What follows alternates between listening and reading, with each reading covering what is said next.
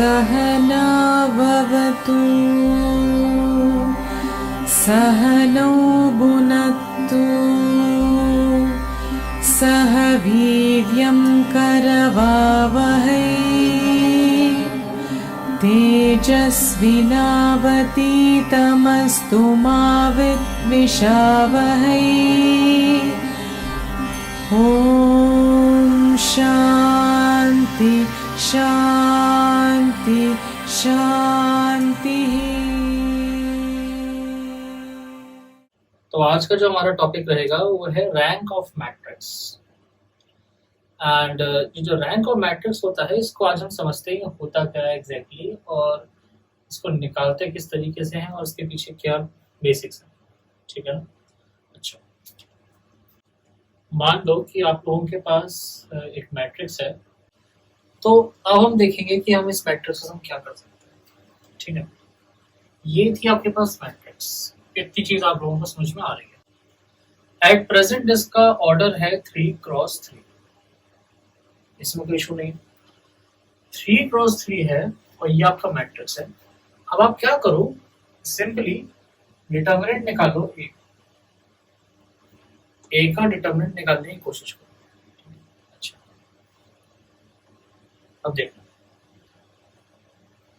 आपको पता है डिटर्मिनेंट कैसे निकालते थे, किसी रो या कॉलम के अबाउट एक्सपेंड करते थे इसको। यहाँ पर देखो एक्सपेंशन कहाँ से आसान पड़ेगा, यहाँ से मुझे आसान पड़ेगा सेकंड रो से। अगर मैं R2 के अबाउट एक्सपेंड करूंगा, पहला टर्म तो 0 हो जाएगा, खत्म हो गया।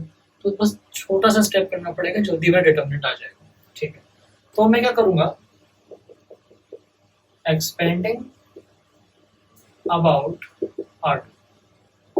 R2 के अबाउट इसको एक्सपेंड करना चाहूंगा, तो क्या मिलेगा मुझे। अच्छा, अब वो प्लस माइनस का साइन याद होगा इस तरीके से। ठीक है, अब आप क्या करो, ये तो पहला 0 गया। ठीक है ना, लिखना चाहो तो ऐसे लिख लो कि 0, देन इसकी कॉलम एंड रो को छुपा दो, 5 into 10 it's 50 and this is minus 13 into 4।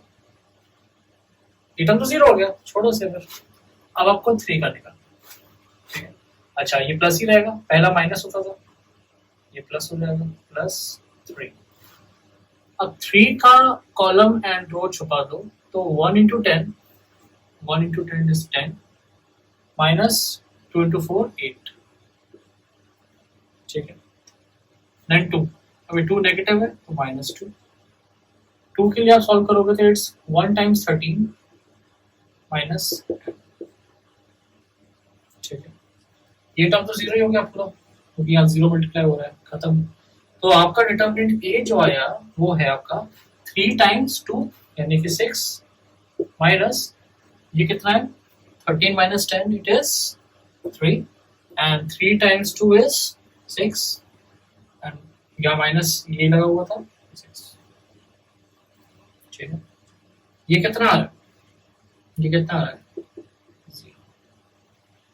समझना बात को। अभी मैंने क्या किया, चुपचाप इसका डिटर्मिनेंट निकाला और डिटर्मिनेंट ऑफ ए मेरा आया, determinant of A which is 3x3 है 0। ठीक है, अब हम यहाँ रुकेंगे नहीं। हमारा एम है अभी किसी भी तरीके से वो सेट ऑफ एलिमेंट्स इसमें से ढूंढ लेना जिनका डिटर्मिनेंट निकालने पर नॉन जीरो नंबर आए। देखो अभी 0 आ गया ना, अब मैं इसके साथ कुछ ऐसा करने की कोशिश करूंगा, इसके अंदर से कुछ एलिमेंट्स ऐसे सेलेक्ट करूंगा कि अब उसका डिटर्मिनेंट नॉन जीरो आ जाए। देखना मैं क्या कहना चाहता हूँ। जैसे कि मान लो ये था 3x3, देखो ये 3x3 है। अब मैं इसकी ऑर्डर डिक्रीज करूंगा। अब मैं क्या करूंगा, 2x2 के मैट्रिसेस बनाऊंगा इस 3x3 मैट्रिक्स में से। समझना, इस 3x3 मैट्रिक्स में से 2x2 कितने बन सकते हैं, एक ये बन सकता है, ठीक है, एक ये बन सकता है, एक ये बन सकता है और एक ये बन सकता है। अब क्या करो, 2x2 के कितने मैट्रिसेस बन सकते हैं वो यहाँ पर लिखो। एक आपका मैट्रिक्स बन सकता है 1 5 0 3। समझा रहा हूं इसलिए बड़ा लग रहा है, दरवाजा बहुत फास्टली कर लोगे, इसका लॉजिक समझना बहुत जरूरी है। सेकंड मैट्रिक्स आपके पास जो बन रही है दैट इज 5 4 3 2। थर्ड मैट्रिक्स आपका 0 2 3 3, फोर्थ मैट्रिक्स 13 है, 3 13 2 10। अब इन चारों मैट्रिक्स में से आपको चेक करना है कि क्या इनमें से कोई भी ऐसी मैट्रिक्स है जिनका डिटर्मिनेंट निकालने से मुझे नॉन जीरो नंबर यानी कि जीरो ना मिले। अगर ऐसा है तो मेरा काम हो जाएगा। काम क्या होगा ये बताऊंगा। इसका पहले डिटर्मिनेंट निकालो, ठीक है। इसका डिटर्मिनेंट कितना हो जाएगा 1503। इसका डिटर्मिनेंट कैसे होगा 1 टाइम्स 3 माइनस 0, 5 टाइम्स 0 0 होता है 0, यानी कि इसका डिटर्मिनेंट आ गया 3। बस रुक जाओ, अब कुछ करने की जरूरत नहीं। मेरा एम था कि एटलीस्ट मुझे एक ऐसे सेट ऑफ एलिमेंट्स मिल जाए, एटलीस्ट ऐसे सेट ऑफ एलिमेंट मिल जाए जिनका डिटर्मिनेंट नॉन जीरो होगा। अगर वो मैंने ढूंढ लिया और मुझे उसका ऑर्डर पता है, इसका ऑर्डर क्या है, इसका ऑर्डर है 2 क्रॉस 2। अगर मैंने वो एलिमेंट्स ढूंढ लिए, वो ऑर्डर ढूंढ लिया जिसमें उसका डिटर्मिनेंट नॉन जीरो आ रहा है, तो उसी ऑर्डर को बोलते हैं रैंक ऑफ मैट्रिक्स। यानी कि इस मैट्रिक्स की रैंक आपकी 2 होगी। 2 कहां से आई, बस ये समझना बहुत जरूरी है आप लोगों के लिए। 2 आई इस तरीके से कि मैंने पहले 3 क्रॉस 3 का डिटर्मिनेंट निकाला तो वो 0 आया।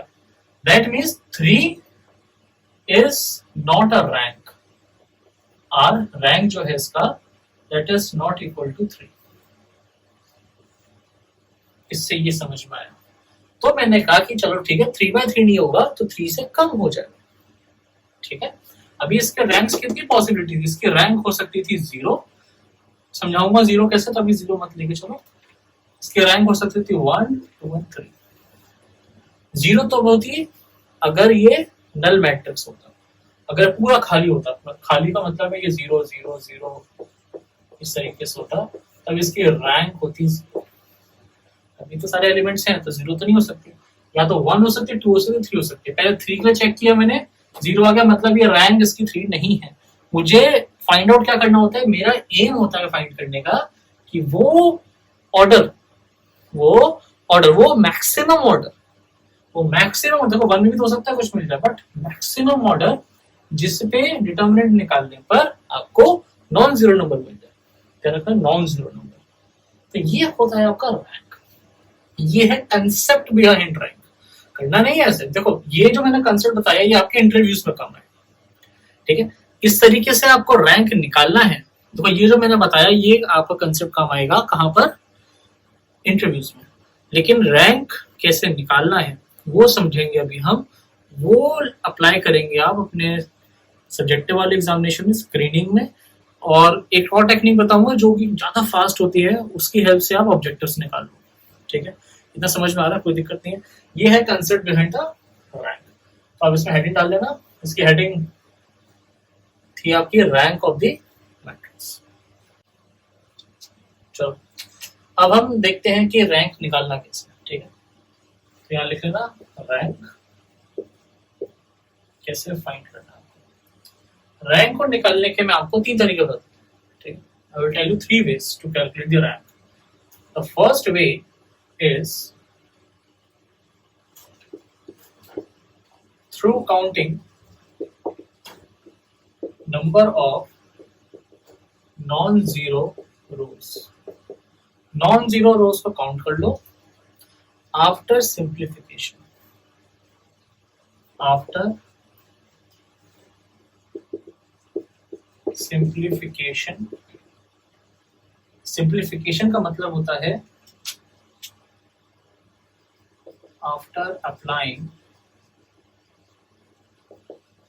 elementary transformation.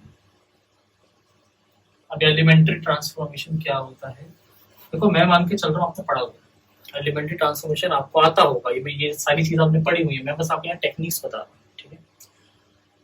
Elementary transformation is like, जैसे आपके पास मैट्रिक्स गिवन है, ठीक है, 1 2 3 एंड कुछ ही मान लो 2 6 2 4 6, ठीक है, मैंने कुछ भी नहीं लिया। अच्छा एलिमेंट्री ट्रांसफॉर्मेशन का मतलब होता है कि मैं इनके रोज या कॉलम में कुछ एडिशन, सब्ट्रैक्शन, मल्टीप्लिकेशन कर सकता हूँ। ठीक है, या तो मैं रो को या कॉलम को इंटरचेंज कर सकता हूँ, पहली चीज ये मैं एलिमेंट्री ट्रांसफॉर्मेशन बता रहा हूँ, एलिमेंट्री ट्रांसफॉर्मेशन। पहली चीज या तो मैं रो एंड कॉलम को इंटरचेंज कर सकता हूँ, दूसरी चीज मैं किसी भी रो या कॉलम में इन एनी रो और in any column I can multiply any scalar quantity. समझ लो, मैं किसी स्केलर क्वांटिटी का मल्टीप्लिकेशन कर सकता हूँ। इसका क्या मतलब? स्केलर मल्टीप्लिकेशन का मतलब बस इतना होता है कि आप किसी कांस्टेंट से मल्टीप्लाई करो, 1 2 3 कुछ भी लगाओ। ठीक है, जैसे कि मान लो ये लिखा हुआ है, ये आपका मैट्रिक्स है 1 2 3 1 1 1 2 4 6। ठीक है, मैं किसी भी रीजन से चाहता हूं कि सेकंड रो में समझना, सेकंड रो में ये जो 1 है, ये कन्वर्ट हो जाए 2 में। ऐसा मैं चाहता हूँ। ऐसा मैं क्यों चाहूंगा? ताकि मैं कुछ इसमें ऑपरेशन कर सकूं और उस टर्म को 0 कर दूं। ये मेन एम है मेरा एलिमेंट्री ट्रांसफॉर्मेशन का। मैंने क्या किया, इस 1 वाले पार्ट को, यानी कि इस रो को उठाया जहां पर ये 1 एग्जिस्ट कर रहा है, इस रो को उठाया और मैंने लिखा कि row two change to 2 multiplied by row. मैंने एक क्वांटिटी यानी कि कांस्टेंट का मल्टीप्लाई कर दिया, इसी को बोलते हैं scalar. This is my scalar multiplication on row 2। बात समझ में आ रही है? तो मैंने क्या किया, एक स्केलर मल्टीप्लिकेशन किया। क्यों किया? क्योंकि मैं चाहता था यहाँ पर 2 हो जाए। ठीक है, ताकि इन फ्यूचर में उसको 0 कर सकूं। अगर मैंने ऐसा किया तो आफ्टर ट्रांसफॉर्मेशन आप लिखोगे, ये लिखने के बाद ये लाइन यहाँ लिखोगे, देन आप यहाँ लिखोगे, यू विल गेट, ऊपर तो 1 2 3 रहेगा, दिस विल कन्वर्ट टू 2 2 2। देखो 2 का मल्टीप्लाई हमने पूरे रो 2 में किया, तो हर एक एलिमेंट 2 से मल्टीप्लाई हो जाएगा, 2 2 2 हो गया, एंड दिस विल बिकम 2 4 6। इतना क्लियर है? कॉन्सेप्ट समझ में आ रहा है? ठीक है, अब समझना। 1 पहला था इंटरचेंज कर सकता हूँ, मुझे इंटरचेंज की जरूरत नहीं पड़ी तो मैंने नहीं किया। सेकंड, मैं स्केलर मल्टीप्लाई कर सकता हूँ, मैंने कुछ भी मल्टीप्लाई कर दिया अपने उसके हिसाब से, सहूलियत के हिसाब से, according to our requirement, whatever scalar value we need, we will think about it at the time of examination. ठीक है, if the question requires any particular value, we will give it that particular value. That's the point. चलो focus करते हैं। ये है आपका अब elementary transformation के बाद। अब मैंने इसको 2 क्यों बदला था? ताकि किसी तरीके से मैं इस 2 को सब्ट्रैक्ट कर दूं फ्रॉम दिस 2, इस 2 को इससे माइनस कर दूंगा, and I will get a 0 over 2 - 2 0 होता है। बट वो ट्रांसफॉर्मेशन लगाते कैसे, समझना। तो थर्ड टाइप का ट्रांसफॉर्मेशन होता है, इसको बोलता है कॉम्बिनेशन। तो बोलते हैं इसको कॉम्बिनेशन। मैं उसको ऊपर लिख देता हूँ, ठीक है, तो मैं लिख लिया होगा, वैसे हटा देता हूँ उसको, ये सब हो गया होगा। ठीक है, ये आपकी मैट्रिक्स आ गई है। ठीक है, इस मैट्रिक्स को मैं दोबारा ऊपर लिख देता हूँ, 1 2 3 2 2 2 2 4 6। ठीक है, अच्छा अब मैं क्या करूंगा, this is my row 2, this is my row 3, इनके बीच में कुछ ट्रांसफॉर्मेशन करवाऊंगा। थर्ड ट्रांसफॉर्मेशन होता है मेरा, जो मैं स्टडी करने जा रहा हूँ, वो है कॉम्बिनेशन टाइप्स। कॉम्बिनेशन, या आप सिंपली कर सकते हैं यहाँ पर अलजेब्रा लगाते हो। ठीक है, प्लस माइनस करोगे। अब क्या करेंगे आप, देखना, यू विल से दैट मुझे इसको 0 करना है, मुझे इसको 0 करना है। जिसको 0 करना है उसकी रो को लिख लो पहले, R2 change to R2 minus R3। Simple है, ध्यान ही रखना R2 को इधर मत लेना, ये मत कर देना कि R3 माइनस R2, तो नेगेटिव आंसर आता है। अभी उस पर ध्यान मत दो, अभी बस ये आप ध्यान रखो कि जो यहाँ लिखा है एज इट इज वो यहाँ लिखना, फिर माइनस करना किस चीज को। सिंपल है। तो इससे क्या होगा, ये मैंने अगर ऑपरेशन लगा दिया, देखो ऊपर में तो रो में कोई फर्क नहीं पड़ेगा, नीचे क्या होना पड़ेगा, रो 2 चेंज हो गया, रो 2 चेंज हो गया रो 2 माइनस रो 3 में, यानी कि रो 2 की जगह में लिखूंगा 2 माइनस 2 0, 2 माइनस 4, 2 माइनस 4 कितना होता है -2, 2 माइनस 6 -4, 2 4 6। ठीक है, इससे क्या हुआ, मुझे जीरो एलिमेंट मिल गया, मेरा काम हो गया। ठीक है, मेरा एम होता है पूरे मैट्रिक्स में ढेर सारे जीरो ले आऊं, मैंने यहाँ पर एक समझाने के लिए आपको हिंट दे दिया। अच्छा, इसी कॉम्बिनेशन में हम लोग एक और काम कर सकते हैं। ये 2 को जो पहले मैंने मल्टीप्लाई किया था यहाँ पर, अभी पहले इससे पहले स्टेप में मैंने क्या किया था, मैंने कहा था कि R2 change to 2 times R2, ये किया था। मैं चाहूँ तो ये दोनों स्टेप एक ही लाइन में कर सकता हूँ, मैं चाहूँ तो ये दोनों स्टेप एक ही लाइन में कर सकता हूँ। कैसे करूंगा, जैसे मान लो मैं यहाँ करके दिखाता हूँ आपको। मेरा एम है से टू चेंज दिस टू 0, इसको मुझे 0 में कन्वर्ट करना है। R1 के इस एलिमेंट के 1 एलिमेंट को मुझे 0 में कन्वर्ट करना है, ये मेरा एम है। मैं कैसे करूंगा इसको ध्यान से देखो, इसको हटा दीजिए, हो गया, ये हो गया। अब आप क्या करोगे, this is my R1, R1 में चेंज लाना है तो पहले R1 लिख दो, चेंज जिसमें लाना है उसको यहाँ लिख दो, R1 चेंजेस टू, R1 किस में चेंज कर रहे हैं, R1 changes to R1 minus, अब किसी से भी कर सकते हो, देखो यहाँ पर 2 लिखा हुआ, ठीक है, मैं चाहता हूँ ये से माइनस हो जाए, कि 2 1 के बराबर नहीं तो उसको 1 के बराबर कर दो, हाफ कर दो इसको, ध्यान रखना। ठीक है, आप कहोगे सर यहाँ भी तो मल्टीप्लाई कर सकते हैं 2 से, नहीं, ऐसे करो, ऐसे करो कंफ्यूज हो जाओगे। यहाँ पर अगर पावर यहाँ 1 है तो यहाँ भी 1 ही होना चाहिए, अगर यहाँ पॉजिटिव है तो यहाँ भी पॉजिटिव होना चाहिए, ये दोनों सेम होने चाहिए, तो एलिमेंट्री ट्रांसफॉर्मेशन का आंसर सारे गलत आएंगे। ठीक है, अभी के लिए इतना ध्यान रखो, इसके और भी तरीके होते हैं, लेकिन ये तरीका जो मैंने बताया याद कर लो अच्छे से, पढ़ा होगा आप लोगों ने पहले भी, अच्छे से सुन लो। तो ये आपने एलिमेंट्री ट्रांसफॉर्मेशन लगा दी, इससे क्या होगा, R2 में से हाफ हो गया सारा, ये सब 1 1 1 हो गए, वो माइनस कर दो, तो आपको जो मैट्रिक्स मिलेगी, then you will get 1 minus 1 0, 2 minus 1 1, 3 minus 1 2, 2 2 4 6, simple है। इस तरीके से मैंने यहाँ 0 लिया। अब ऐसे और फ्यूचर में 0 लाना चाहते हो क्या करोगे, तो आसान हो गया, इसको ऐसे माइनस कर दो, यहाँ अप्लाई कर दो, ये जो पहले किया था आपने, ये R2 change to R2 minus R3, तो यहाँ पर 0 आ जाएगा। ठीक है, ये कितना 2 माइनस 4 हो जाएगा, -2 हो जाएगा, ये कितना हो जाएगा 2 माइनस 6 -4 हो जाएगा, मैं 2 0 ले आया, बात समझ आ रही है। तो इस तरीके से मैं यहाँ जीरोस लेकर आ सकता हूँ। ठीक है, तो ये जो मैंने बताया आपको, ये होता है एलिमेंट्री ट्रांसफॉर्मेशन। ठीक है, आप एलिमेंट्री ट्रांसफॉर्मेशन किसी मैट्रिक्स के ऊपर कर लो, मैक्सिमम जितना कर सकते हो, और उसके बाद उसमें काउंट करो कि उसमें कितने नॉन जीरो रोज आ चुके हैं।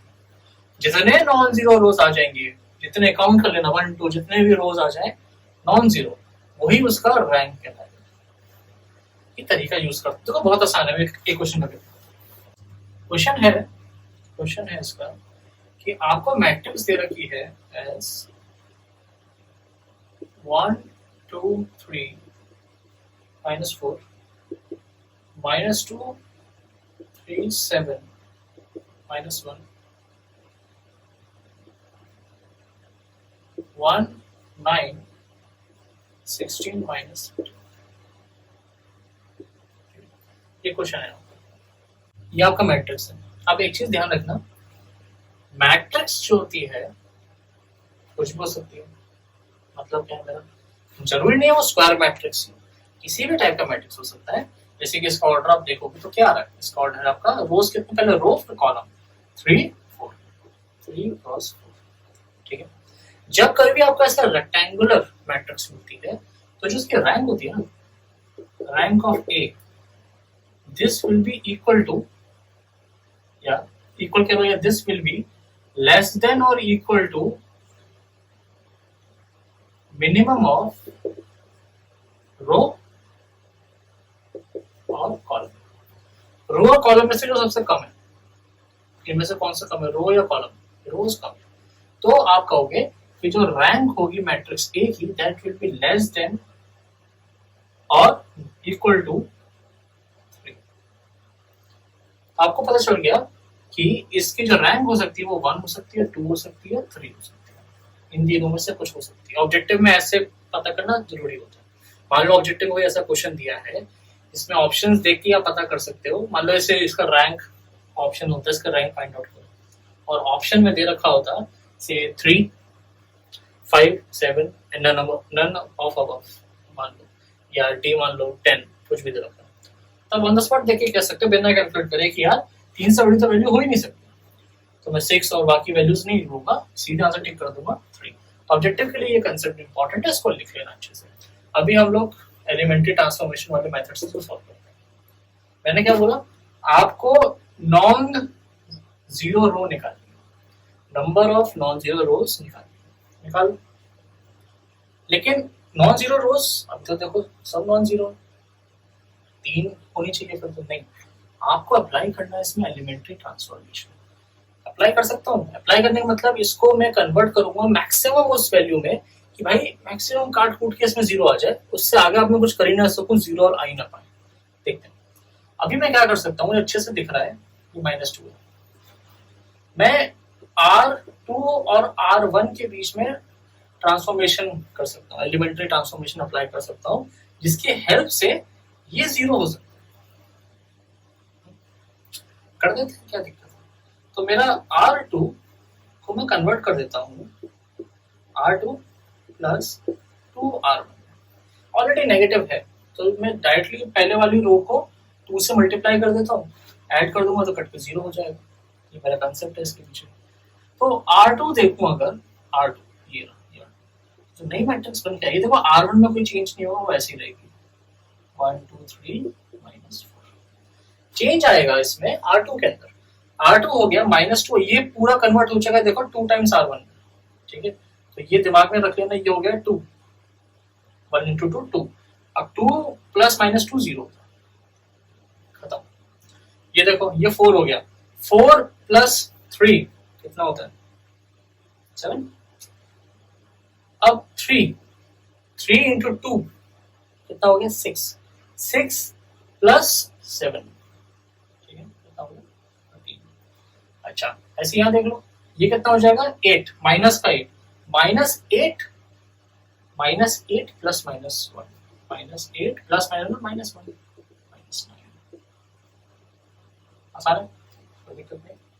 हुआ क्या, बस यहाँ से हुआ, और नीचे क्या है 1 9 16।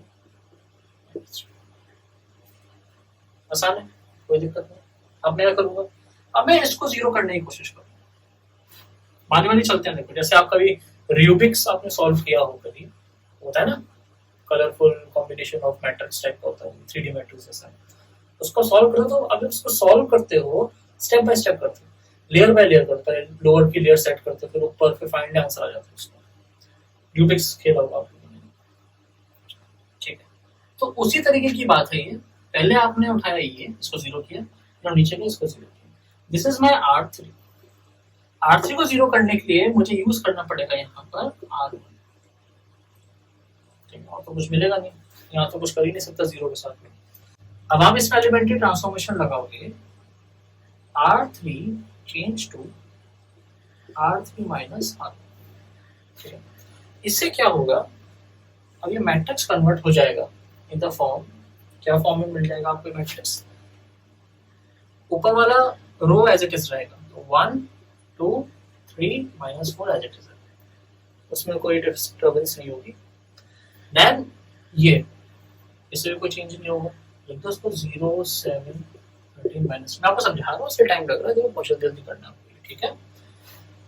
ये वाला पार्ट, इसको इससे माइनस करते चलो लाइन से, ये तो करना है R3 माइनस R1 करना है। 1 -1 0, 9 - 2 7, 16 - 3 13। अब देखो -13 -13 -4, और ये हो जाएगा आपको माइनस, ये माइनस है ना, माइनस साइन लग रहा है, तो ये हो जाएगा -13 + 4, ये आपका आ जाएगा 9, माइनस का हमने लिख दिया -9। अब इसको आप ध्यान से देखोगे, इस वाले पार्ट को, तो आपको पता चलेगा कि इतना तो हो गया, आपका ट्रांसफॉर्मेशन हो गया। यहाँ देखो, ये जो आपका R2 है और जो आपका R3 है, दोनों आइडेंटिकल, एक जैसे, ठीक है। आइडेंटिकल का मतलब है कि अब मैं ट्रांसफॉर्मेशन, एक और ट्रांसफॉर्मेशन लगा सकता हूं कि R3 change to R3 minus R2। अगर मैं ऐसा कर दूंगा तो नीचे वाली पूरी रो कन्वर्ट हो जाएगी 0। 7 माइनस 7 0, 13 माइनस 13 0, माइनस 9 माइनस 9, यानी कि माइनस 9 प्लस 9 इक्वल्स टू 0। तो ये नीचे वाला जो रो होगा ये कन्वर्ट हो जाएगा 0 में। तो ये आपने यहां से स्टार्ट किया, ऐसे करते करते आप फाइनली पहुंच गए 1 2 3 माइनस 4, तो माइनस 4 है। 0 7 0 7 13 माइनस 9, नीचे की पूरी रो 0 में कन्वर्ट हो गई। बात समझ आ रही? ठीक है। तो यहां से आपको समझ में आएगा कि this is my final transformation, और इस ट्रांसफॉर्मेशन को देख के आपको कंफर्म हो रहा होगा कि यहाँ पर ये वाली रो तो पूरी 0 से भर गई, ठीक है। मुझे काउंट करना था नंबर ऑफ नॉन जीरो। अब मैं यहाँ पर और कोई ट्रांसफॉर्मेशन नहीं लगा सकता, कुछ भी मल्टीप्लाई करे, कुछ भी करके नहीं कर सकता, कुछ भी सिमिलरिटी नहीं मिल रही है। इसलिए मैं कहता हूं कि अब मैं काउंट कर सकता हूं यहाँ पर नंबर ऑफ नॉन जीरो रोज। कितने रोज है? पहला रो, दूसरा रो, तीसरा तो 0 रो है, सो काउंट नहीं करूंगा। तो 2 नॉन जीरो रोज मिल रहे। ये अब ये मत सोचना कि एक 0 तो आ रहा है, सारे एलिमेंट 0 होने चाहिए, सारे एलिमेंट 0। तो आप उसको बोलते हो 0 रो। आपको काउंट करने हैं नंबर ऑफ नॉन जीरो, तो 1 2। यहां से इस क्वेश्चन का जो आपका रैंक आ रहा है 2 आ, मैंने कहा था 3 से कम आएगा, 2 आ, ठीक है। तो ये मेथड आपको लगाना है, और ये जो मेथड मैंने आपको बताया है, ये मेथड आप हर जगह लगा सकते हो। आपके पास मैट्रिक्स होगा, उसके ऊपर आपको ऐसे एलिमेंट्री ट्रांसफॉर्मेशन करके मैक्सिमम वो पार्ट रिमूव कर देना जो रिमूव हो सकते हैं, उनकी जगह 0 लेकर आना है। जब आपको फाइनल मिल जाएगा फॉर्म मिल, इसका एक्लॉन फॉर्म बोलते हैं, ठीक है। एक्लॉन फॉर्म का मतलब होता है कि इससे ज्यादा आप ट्रांसफॉर्मेशन इसमें नहीं लगा सकते 0 लाने के लिए। तो आप जब वो ले आए तब उसके अंदर आप काउंट कर लोगे कितने आपके नॉन जीरो रोज, वही आपको कहलाएंगे। क्लियर है? कोई दिक्कत नहीं है। अभी आप ये दिमाग में डाउट मत लाना कि क्या बस रो से हो सकता है, कॉलम से नहीं हो सकता, कॉलम से भी हो सकता है, पहले ही बता रहा हूँ। अभी के लिए सिर्फ रो यूज करो, बेफालतू में कंफ्यूज हो जाओगे। आप लोग जो इंजीनियरिंग में पहुंच जाओगे, इंजीनियरिंग में आप लोग ये फिर से पढ़ोगे, ठीक है। ये जो मैंने पढ़ा है फिर से पढ़ोगे। उस टाइम पे आपको रैंक को निकालने के 3 तरीके बताए जाएंगे इंजीनियरिंग में जब आप लोग आ जाओगे। तो पहला तरीका तो जो मैंने बताया ये वाला है, ठीक है। दूसरा तरीका होता है नॉर्मल मेथड, नॉर्मल तरीका। नॉर्मल इसका मतलब, नॉर्मल तरीका का मतलब बस ये है कि आप नॉर्मल फॉर्म में कन्वर्ट करते हो। जैसे मैं आपको यहाँ भी बता रहा था कि रैंक निकालने के 3 तरीके हैं। तो रैंक निकालने का एक तरीका को मैंने बता दिया। दूसरा तरीका होता है from normal form, from normal form. Normal form का मीनिंग क्या होता है? देखो मैं अभी इसको इनसे क्वेश्चन नहीं करूंगा नॉर्मल फॉर्म का क्वेश्चन, क्योंकि ये आप बीटेक में ऑलरेडी पढ़ोगे। आपको अभी जो लेटर एंट्री में पढ़ना है उसमें आपको बस ये अप्लाई करना है रैंक निकालने के लिए, बात खत्म, ठीक है। रैंक पता होना चाहिए, मैंने बता दिया कैसे निकालना, ये बता दिया। इनके नाम पता कर दो ताकि आपको इंटरव्यूज में पता चल जाए, वो पूछे आपसे नॉर्मल फॉर्म क्या होता है, आपको पता हो नॉर्मल फॉर्म क्या होता है। नॉर्मल फॉर्म का मतलब है आपके पास कोई मैट्रिक्स है, ठीक समझना, कोई भी मैट्रिक्स, उसमें कुछ भी हो सकता है।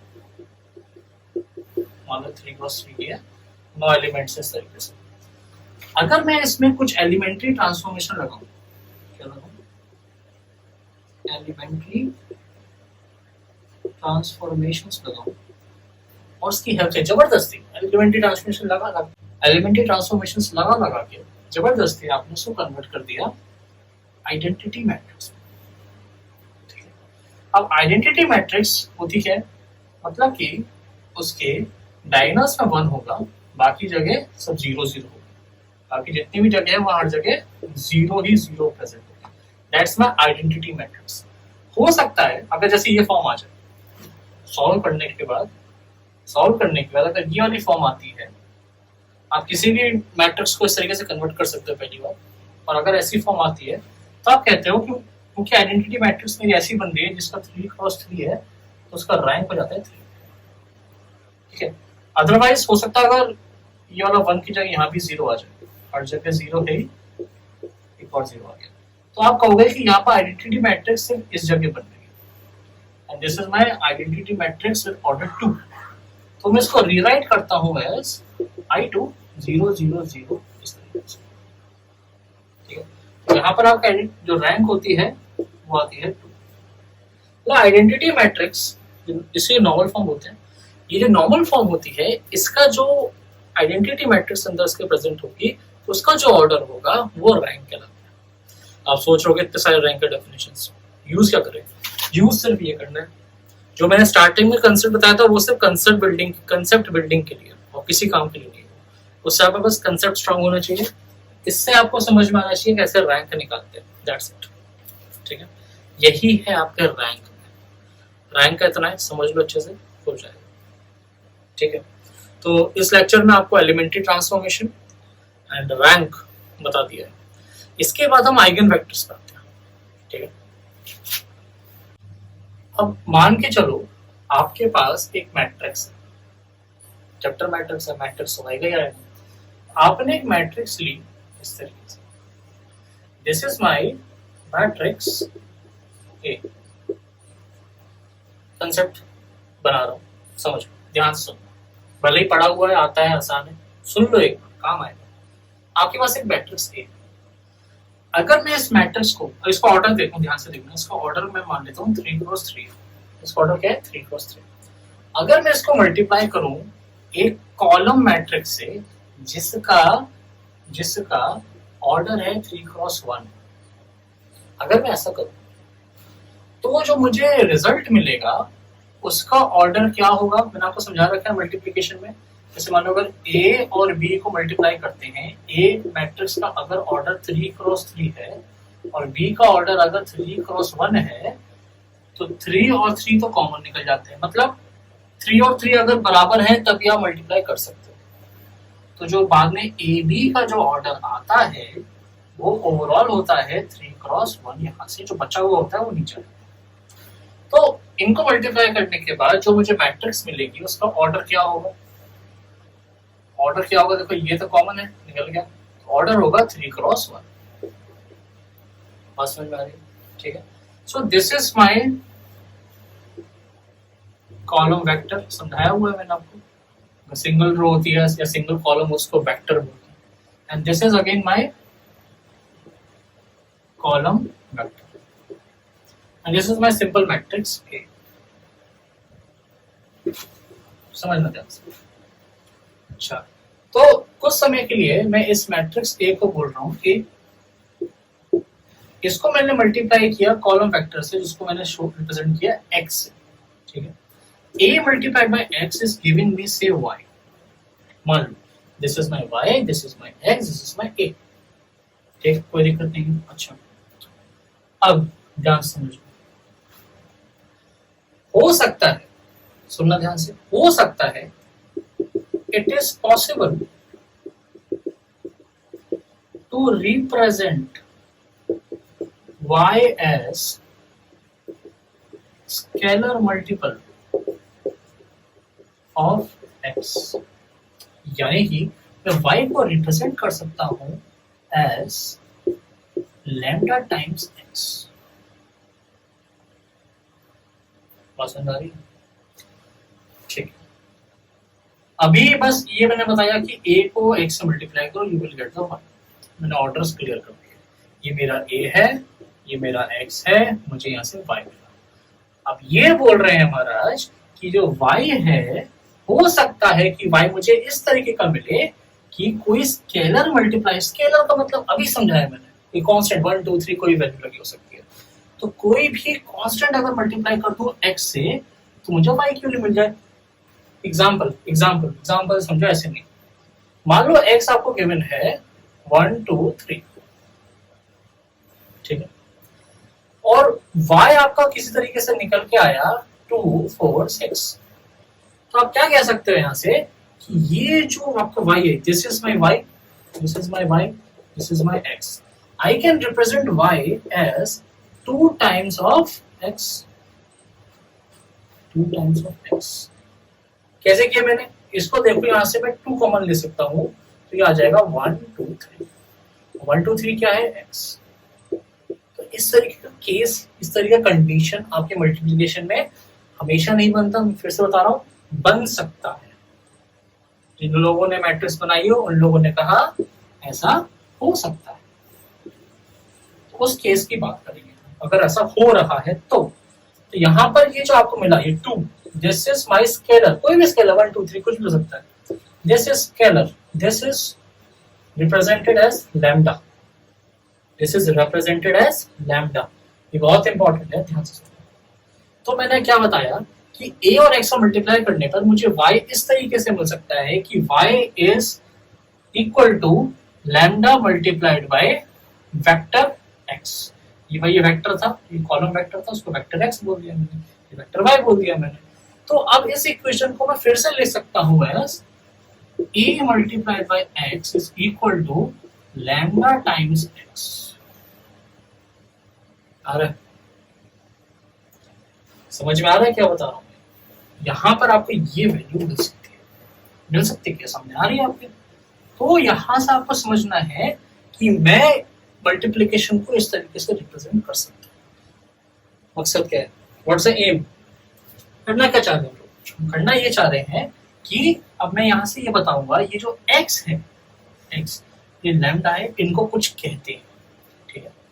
तो मैंने क्या बोला, ax is equal to y, और ये सब कारनामा करने के बाद एक फाइनल कंक्लूजन में पहुंचा। तो मेरा जो फाइनल कंक्लूजन आया वो कुछ इस टाइप का आया कि a multiplied by x is giving me lambda times y, या फिर x ऑफ x आ जाए। ये भी वेक्टर है और ये मैट्रिक्स है। a x और x मैट्रिक्स है, लैम्डा स्केलर है, इसलिए मैट्रिक्स में नहीं डाला गया, ठीक है? तो ये जो लैम्डा होता है, this is known as eigen value, and ये जो x है, जिससे मल्टीप्लाई करने के बाद किसी भी मैट्रिक्स को, जब मैंने एक ऐसे मैट्रिक्स से मल्टीप्लाई किया जिसके बाद मुझे एक स्केलर मल्टीप्लाई में उस मैट्रिक्स का रिजल्ट मिला, तो उस मैट्रिक्स को स्पेसिफिकली बोलते हो आइगन मैट्रिक्स। ये तो सिंपल मैट्रिक्स है, ठीक है? ये आपका आइगन, ये भी आइगन वेक्टर ही है, साथ में आइगन वैल्यू है। यानी कि आप ध्यान से समझना, आइगन वेक्टर एक ऐसी चीज है, आइगन वेक्टर एक ऐसी चीज है जिसको जब आप किसी मैट्रिक्स से मल्टीप्लाई कर देते हो तो आपको जो रिजल्ट मिलता है उसमें आइगन वेक्टर तो होता ही होता है, साथ में एक गायब हो चुका होता है और एक ही जगह कोई एक स्केलर क्वांटिटी आ जाती है। डीप बात है, फिर से समझो। मैंने किसी भी मैट्रिक्स को लिया, उसको एक ऐसे मैट्रिक्स से मल्टीप्लाई किया ताकि ए का अस्तित्व ही खत्म हो गया। आंसर में देखो एक ही दिख रहा है, खत्म, सिर्फ x बचा, उसकी जगह ए जो अच्छा खासा इतना बड़ा 3x3 का था, एक सिंगल की वैल्यू में कन्वर्ट हो गया। दिस वैल्यू जिसमें वो पूरा ए मैट्रिक्स कन्वर्ट हो गया, इसको बोलते हैं आइगन वैल्यू। और ये जो वेक्टर, यानी कि ये जो मैट्रिक्स जो इसको कन्वर्ट कर रहा है जबरदस्ती, ए को खत्म कर रहा है, इसको बोलते हैं आइगन वेक्टर। समझ में आ रहा है? एक तरीके से आइगन वेक्टर मैट्रिक्स ए के लिए पॉइजन है। ठीक, ये चीज दिमाग में डाल लो, याद रहेगा। ये तो हमेशा दिमाग में आता है, eigen values, eigen vector, formula सबको रटा हुआ है, सीधे लगाओ, ए माइनस लैम्डा लगाओ, हो जाएगा। मैं चाहता हूँ आपको कंसेप्ट समझ में आए, ठीक है? This is my eigen vector, eigen. ये कंसेप्ट जब आपसे इंटरव्यू में कोई पूछेगा कि क्या होता है बताओ आइगन वेक्टर, अगर आपने बताया कि ए माइनस लैम्डा में लैम्डा होता है आपका आइगन वैल्यू, बाहर निकल तो जाएगा। Concept is more important. Eigen vector वो चीज है जब किसी मैट्रिक्स से मल्टीप्लाई करूंगा तो उस मैट्रिक्स का अस्तित्व खत्म हो जाएगा, वो कन्वर्ट हो जाएगा एक स्केलर क्वांटिटी में और आइगन वेक्टर से चिपक जाएगा। ये फंक्शन होता है आइगन वेक्टर का, इसको लिख लो अच्छे से। तो यहां से आपको क्या चीज फाइनलाइज समझ में आई? इस हमारे डिस्कशन से आपको क्या समझ में आया कि अगर ए मैट्रिक्स को मल्टीप्लाई करूंगा मैं एक्स मैट्रिक्स से, तो मुझे मिल रहा है लैम्डा टाइम्स एक्स। ये समझ में आ रहा है मुझे, कोई दिक्कत नहीं है इसमें, ठीक। अब मैं क्या करूंगा, इस राइट हैंड साइड के टर्म को शिफ्ट कर दूंगा लेफ्ट हैंड साइड में, ठीक है। I will transfer these terms to the left hand side. Then I will get a x minus lambda x equals to 0. Simple, कोई अच्छा। अब इसमें से मैं क्या करूंगा, x को कॉमन लूंगा, सुनना, x वेक्टर को कॉमन लूंगा। अच्छा, अब अगर देखो ध्यान से देखो, ये है लैम्डा x, क्या है लैम्डा x, और यहाँ से ये आपका ये मैट्रिक्स x को मैंने कॉमन ले लिया, then I will get a यहाँ पर माइनस लैम्डा मल्टीप्लाइड बाय 0, ये मिलेगा मुझे, ठीक है। अच्छा, ये जो लैम्डा है अभी डायरेक्टली इस मैट्रिक्स से माइनस नहीं हो सकता। देखो ये मैट्रिक्स क्या है, एग्जांपल के तौर पे ये मैट्रिक्स कुछ भी हो सकती है, like a b c d e f g h i, ये हो सकती है कोई भी a मैट्रिक्स। इसको माइनस नहीं कर सकता मैं, मान लो लैम्डा की 2 है, अभी मैं डायरेक्टली इसको माइनस नहीं कर सकता, ठीक है। तो मैं क्या करता हूँ, मैं इस 2 को ऐसे नहीं लिखता। आपको याद होगा मैंने आपको कुछ देर पहले कल पुराने लेक्चर में बताया था कि ये जो आइडेंटिटी मैट्रिक्स होती है, यानी कि ये 1 1 1 बाकी सब 0, किसी का ऑर्डर की हो सकती है, ये ऐड करती है लाइक 1, एक की तरह ऐड करती है। तो 2 के साथ मैं कह सकता हूँ यहाँ मल्टीप्लाइड है i, और i का ऑर्डर है 3x3। अगर ऐसा होगा तभी जाके मैं ये कह सकता हूँ, ऐसा ये i3 है, मतलब आइडेंटिटी मैट्रिक्स ऑफ ऑर्डर 3 है। अगर ये ऐसा होगा तभी ये माइनस हो पाएगा। देखो ये अंदर चला जाएगा, मैट्रिक्स के अंदर जो स्केलर होता है, यानी कि ये जो पार्ट होता है जो मल्टीप्लाई करते हैं, हर एक एलिमेंट से मल्टीप्लाई होता है। डिटरमिनेंट में या तो किसी पर्टिकुलर रो में जाएगा या किसी कॉलम में जाएगा, मैट्रिक्स में हर एक एलिमेंट से मल्टीप्लाई होता है। तो 2 हर जगह मल्टीप्लाई होगा, तो ये सीधे बस इस डायगोनल एलिमेंट्स को अफेक्ट करेगा, बाकी सब तो 0 है। अब आप आराम से माइनस कर सकते हैं, लाइक a-2 हो जाएगा, ठीक है, e-2 हो जाएगा, i-2 हो जाएगा, बाकी सब में तो -0 0 आएगा। तो यहाँ पर ध्यान रखना, जो आपने x कॉमन लिया तो लैम्डा खाली मत छोड़ देना, साथ में इसके i भी लगा, ठीक है। ये कंसेप्ट बहुत इंपॉर्टेंट है, ये कंसेप्ट आपका सब्जेक्टिव क्वेश्चन जब करोगे तब भी काम आएगा, ठीक है। तो ये आपके पास आ गया। यहां से आपको इक्वेशन मिली कि a minus lambda I equals to 0. This is my so-called characteristic equation. क्या होती है ये? Characteristic equation.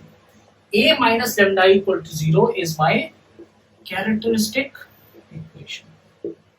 और डिटेल में देखते हैं इसको, ठीक है। यानी कि ये लिख लिया होगा,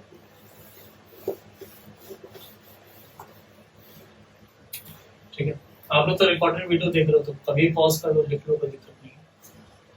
और जो प्रॉब्लम है मेरे को मेल कर दो, या लाइव सेशन जब रखेंगे, लाइव सेशन जहाँ तक मुझे पता है अनमोल सर रखेंगे मैट्रिसेस का, तो जो प्रॉब्लम है उनसे पूछना।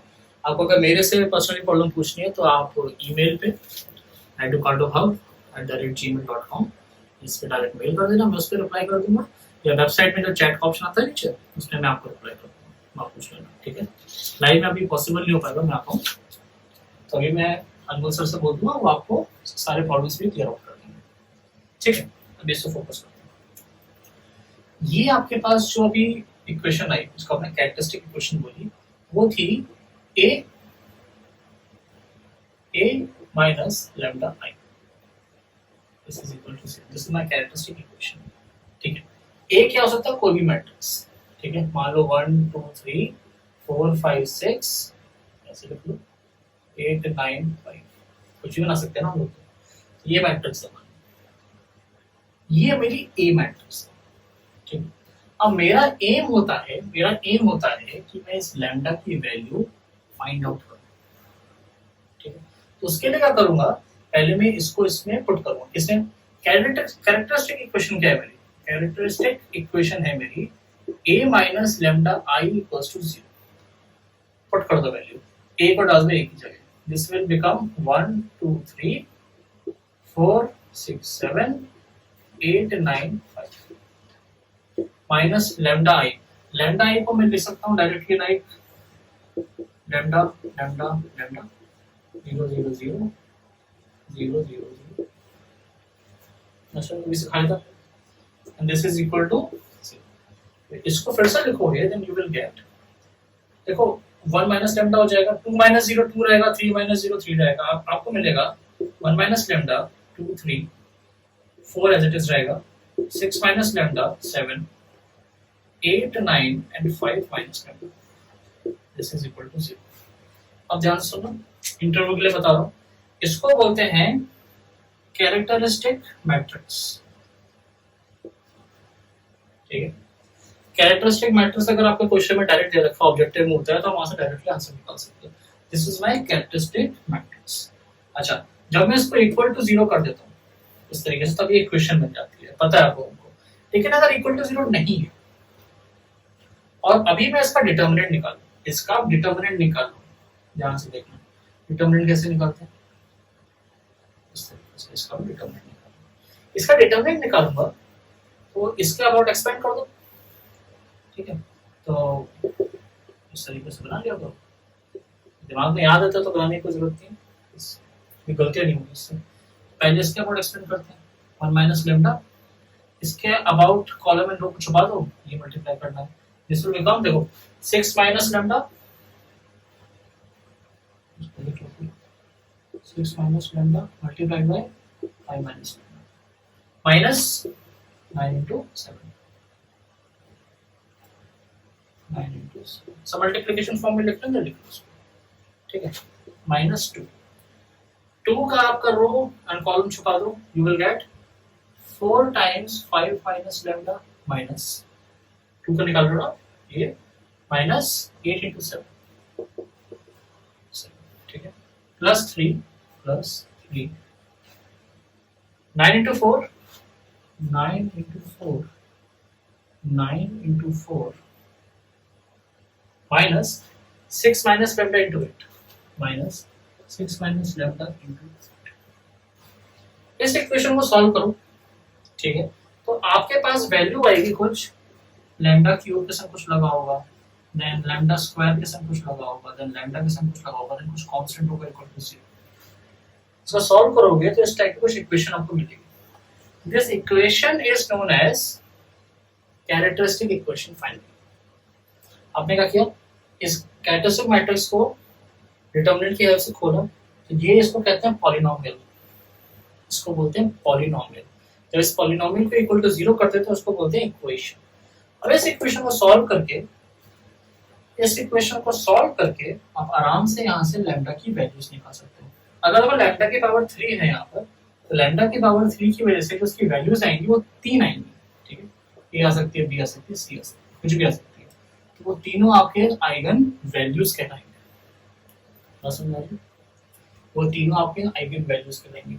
एक बार आपने आइगन वैल्यूज निकाल लिए, ध्यान सुनना, एक बार आपने आइगन वैल्यूज निकाल लिए तो आप एक आइगन वैल्यू को उठाओ, मतलब एक उठाया और इस इक्वेशन में पुट करो, एक आइगन वैल्यू उठाओ और इस इक्वेशन में पुट कर दो इक्वल्स टू 0, यहाँ पुट कर दो। ठीक है, यहाँ पुट नहीं करना तो आप एक काम करो, पुरानी इक्वेशन में चलते। पुरानी इक्वेशन क्या थी, ax equals to lambda x, याद है? यहाँ पुट कर देना, यहाँ पर a डाल देना। ठीक है, यहाँ x होता है, लैम्डा भी आपने निकाला है, मतलब a यहाँ x है। फिर यहाँ पर आप देखोगे, आप आराम से फाइंड आउट कर सकते हो इन वैल्यूज। ठीक है, आपने जब इसकी वैल्यू निकाल ली, इसकी वैल्यू निकाल ली, तो आप इस वैल्यू को इसमें पुट कर सकते हो। ध्यान सुनो, आप इस वैल्यू को इसमें पुट कर सकते हो, आराम से आंसर निकाल सकते हो। और डिटेल में समझना है इसको तो अच्छा, आप लोगों को यहाँ से तो क्लियर हो गया ये आइगन आपको वैल्यूज कैसे, एक आइगन वेक्टर मैं आपको बताया था कोई तरीका कैसे निकालने का, फिर आप इसके क्वेश्चन आराम से प्रैक्टिस कर सकते हो। अब मान लो आपने यहाँ से सॉल्व किया, ठीक है, और कुछ भी करके लैम्डा की वैल्यू आ गई से 1, एग्जांपल ले रहा हूँ, ठीक है, 1 मतलब दिक्कत नहीं है इसमें, 2 ले लो, ठीक, 2 ले लो, तो ये वाला देखो, a minus lambda I multiplied by x was equal to 0। ये था a माइनस लेमडा आई, आपने भी यहाँ पर निकाला था, तो आपने क्या किया था, हर जगह माइनस लेमडा कर दिया था, यहाँ माइनस लेमडा हो गया था, यहाँ माइनस लेमडा, यहाँ माइनस लेमडा, ये था a माइनस लेमडा आई। तो जब आपने ऐसा कर दिया था तो अब लेमडा की लोग को 2 पता चल गई है, तो आप इसमें डायरेक्टली पुट कर सकते हो as 1 minus 2 minus 1 2 3 4 6 minus 2 4 7 8 9 5 minus 2 3। ठीक है, या नाउ दिस मल्टीप्लाइड बाय, यहाँ 3 वैल्यूज होंगी, यहाँ 3 वैल्यूज होंगी, x1 x2 x3 is equal to 0। पहले इस वाले मेथड से बता रहा हूँ 0। यहां से आपके पास 3 इक्वेशन आ सकती है। क्या? देखो, इनको मल्टीप्लाई, पहली रो पहली कॉलम से मल्टीप्लाई करेगा, अगर उसको मल्टीप्लाई करूंगा तो मुझे क्या मिलेगा, -1 into x1 plus 2 x2 plus 3 x3।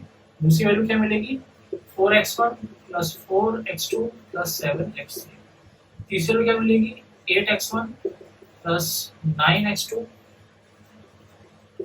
Plus 3x3 equal to 0। समझ लो, 0 का मतलब है यहाँ पर 0 0 0। यहां से आप कह सकते हो कि 3 इक्वेशंस मिल गई हमको, -x1 plus 2x2 plus 3x3 equals to 0, 4x1 plus 4x2 plus 7x3 equals to 0, then 8x1 plus 9x2 plus 3x3 equals to 0। 3 equations and 3 unknowns। 3 equation 3 unknowns, आप यहाँ से x1, x2 और x3 की values find out कर सकते हो। एक बार आपके x1, x2, x3 आ गए तो इस पर्टिकुलर a के लिए आपके पास x1, x2 और x3 की वैल्यू आ जाएगी। ऐसे ही आप b के सम करोगे तब आपको x1, x2 और x3 मिलेगा, फिर c के लिए करोगे फिर आपको एक और सेट मिलेगा, तीनों अलग अलग होंगे। तो इस क्वेश्चन के आंसर आपका एक तो ये आइगन वैल्यूज हो जाएंगे और ऐसे 3 आइगन वेक्टर्स आएंगे, इसलिए बहुत बड़ा क्वेश्चन हो जाता है। इसलिए मैंने बताया इस चैप्टर में इस कंसेप्ट के बेस पे क्वेश्चन आपके स्क्रीनिंग एग्जाम में आता ही आता है। पिछले साल भी आया था, उससे पहले भी आया था, मेरे टाइम पे भी आया था, मैंने भी किया ये सब, आपको भी करना। अभी मैंने सिर्फ कंसेप्ट बताया। देखो बच्चों, कंसेप्ट पे ध्यान दो, कर क्या रहा हूँ, इसको फिर से वीडियो को देखना एक बार, कंसेप्ट पे ध्यान दो मैंने ये किया कैसे। देन नेक्स्ट लेक्चर में मेरी तरफ से फिनिश है, मेरी तरफ से फिनिश है। आप लोगों को रैंक, कैरेक्टरिस्टिक इक्वेशन बताई मैंने अभी आपको, कैरेक्टरिस्टिक इक्वेशन से आइगन वैल्यूज निकालना, देन आइगन वेक्टर्स निकालना, ये समझाना है। मेरा एम है आपको ड्राइव करना, आपको समझाना कि तरीका क्या है। बुक्स आपके पास है, वर्कशीट में प्रोवाइड करूंगा, उस वर्कशीट के क्वेश्चन लाइन से सॉल्व करना है। ठीक है, मैं कोशिश करूंगा आपको जो वर्कशीट है उसमें सॉल्व एग्जांपल्स भी हो, ताकि आप पढ़ के समझते चलो क्या हो रहा है इसमें। ना खुद सेल्फ प्रैक्टिस से ही काम चलेगा, मैं यहाँ करता रहूंगा, उससे कुछ नहीं होगा। मैं आपको हेल्प कर सकता हूँ, आपके दिमाग में फ्रेम कर सकता हूँ कि क्वेश्चन होगा कैसे। करना आपको खुद, समझिए, खुद की मेहनत करनी पड़ेगी तभी रिजल्ट आएगा। खुद की मेहनत करनी पड़ेगी तभी रिजल्ट आएगा। ये जो कंसेप्ट मैंने बताया ये था आपका eigen values and eigen vectors निकालने का। आसान है, इस तरीके से आप कोई भी क्वेश्चन कर सकते हैं।